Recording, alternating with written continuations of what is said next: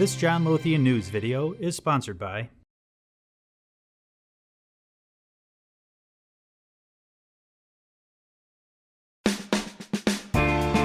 London's financial industry employs about 250,000 people, and the hurdles are high for new graduates and young professionals looking to break in.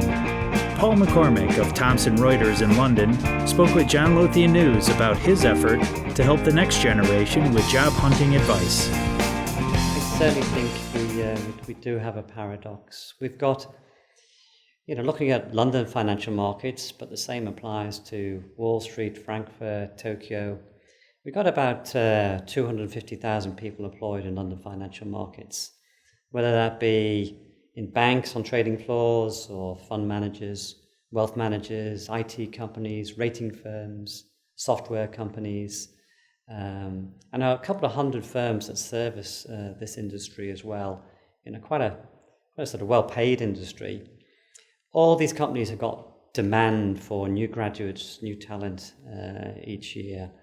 But from a graduate point of view, where do you start? How do you find those opportunities?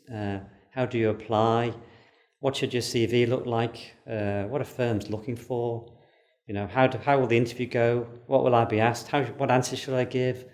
It's kind of the paradox really is, you've got all these jobs, but in a way you've got all these graduates and undergraduates, guys just leaving college and university. They haven't naturally got the skills and the experience really to go out and get those jobs.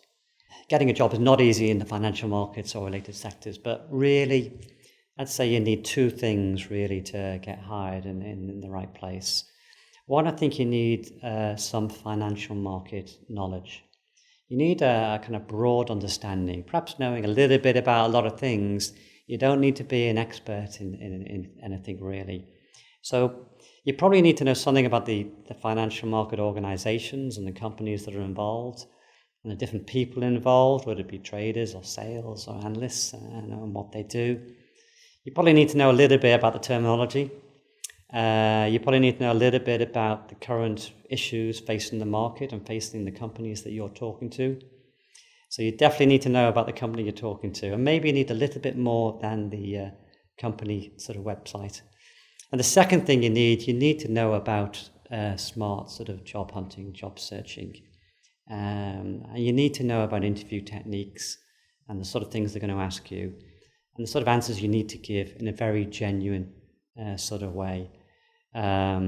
So I'd say, now's a pretty good time to start learning these skills. And I'd probably also say sort of unashamedly that these are probably the most important skills that you can learn in your whole sort of professional career, because you're going to need them again. But if you're not going through a graduate program, I think there is a mismatch, because the way employers like to hire people is, the first preference is to hire somebody internally within the company.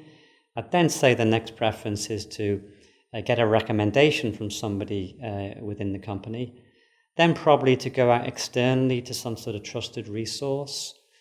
Then they'll probably go to social media and look for some good quality candidates that way. The next preference is probably to go outside to recruitment consultants. Then they'll probably take CVs off the company website. And then finally, they'd look at CVs from people who have just written to them and sent their CV in. It's the least preferable way. Whereas for graduates or candidates trying to get hired, the way they seem to like to do it, and the way naturally to do it, is send your CV to the company and expect it to get closely looked at. Or put your CV on the company's website applying for a particular job.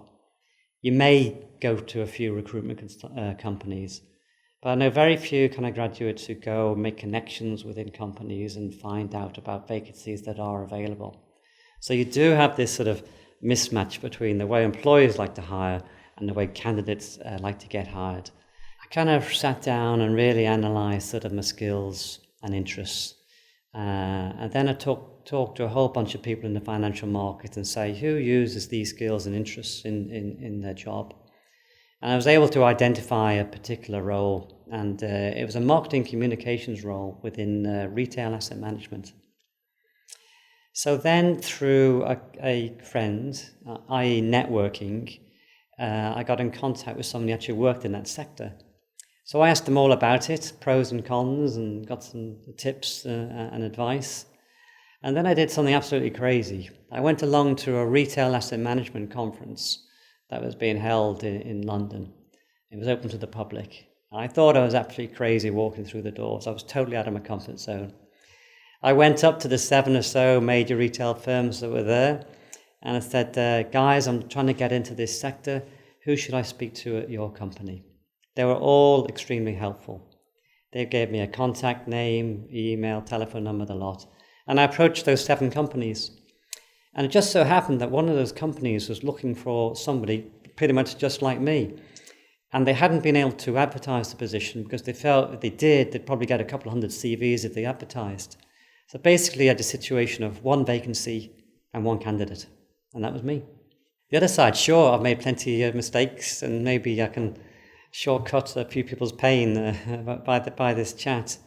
Probably the worst one was I went to a sort of popular financial market job search sort of site, and on there I saw all these fantastic jobs and all these fantastic companies.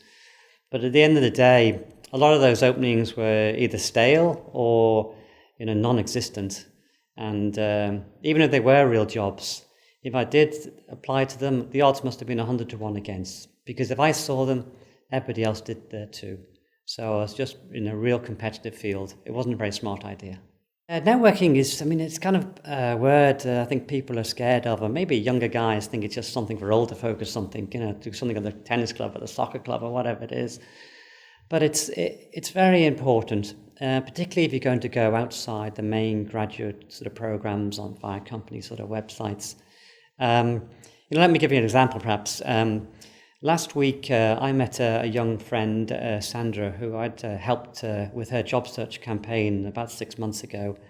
We went through a whole CV, mock interviews, and a whole job search sort of program, and things went pretty well. She got hired. She's now working at a company that services the investment banks around the new securities sort of information side.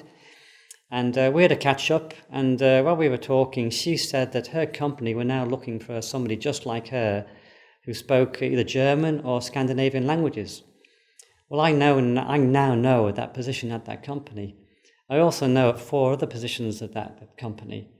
Anybody who contacts or connects with me, and has got the right skill set, I'll happily, pass on that information to them. And not only do I know about that job hasn't been advertised yet. If they were to get a good CV from a good candidate, that would save that company a whole heap of trouble sort of advertising and interviewing, 20 people and getting a couple hundred CVs. So that's the point. This is networking.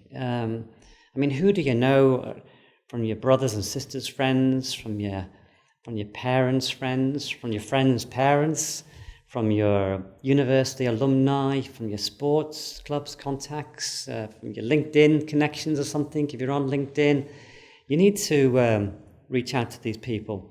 And I think you'll find that most people are pretty helpful. And I think you need to cast your net out further until you find some people, who can help you. You connect with them and their network becomes your network.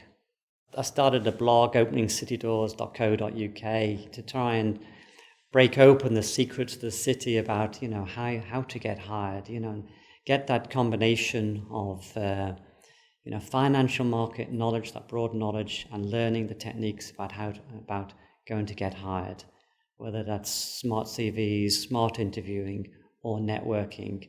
Because these skills are not something you naturally learn at university, and it just helps if you can short-circuit your job search attempts and not have to go through all the pain and mistakes that I personally have made. So, I hope it's going to help some guys.